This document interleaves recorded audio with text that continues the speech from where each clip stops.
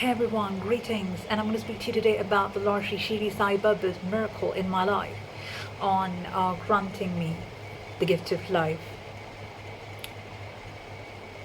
In my previous video, I would have mentioned that the Lord has granted me another birth, another life in this birth of mine, because He has understood how much I have been faring well till now. And once again, He has shared another message with me that until I ask for salvation personally from my side, He wouldn't be granting me the same.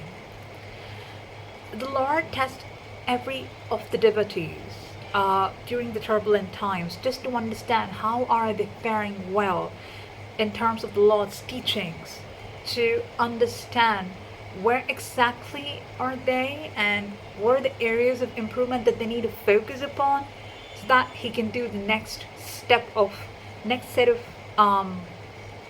happenings that should not go away from our life. Yes, we're all born with desires and emotions, and the Lord is there to grant us anything that we ask or seek from the Lord through His grace.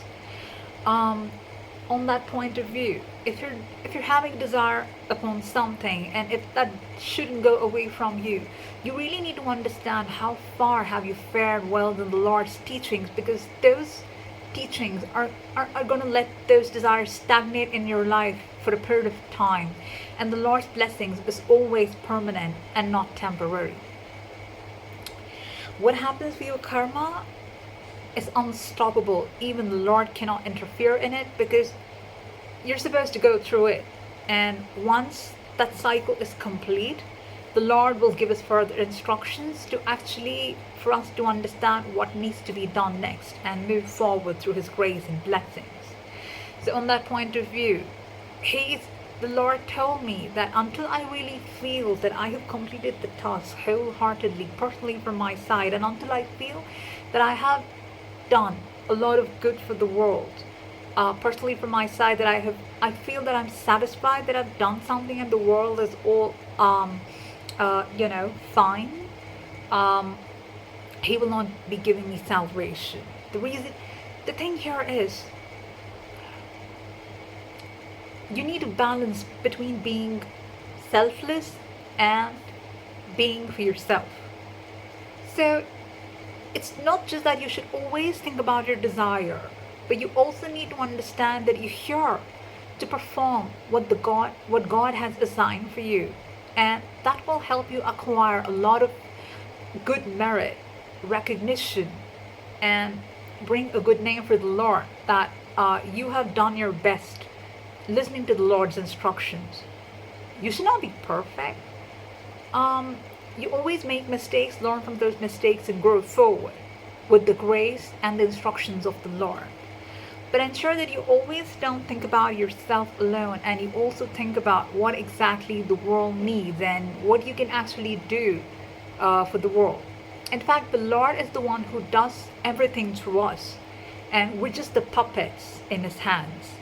And we need not fear anything as long as we hold on to the Lord's feet, for He is our true parent, and He thinks good for us.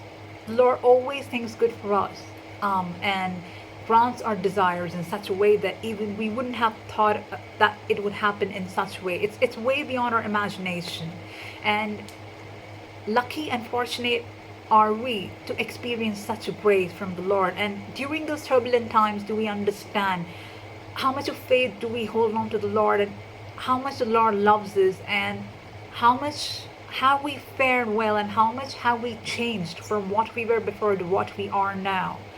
And this transforms us for the better.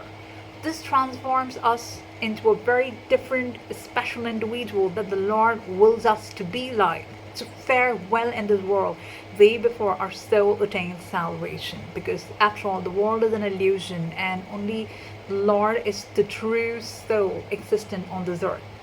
And our real home is where the Lord accepts us, and there's no return after that. Thank you.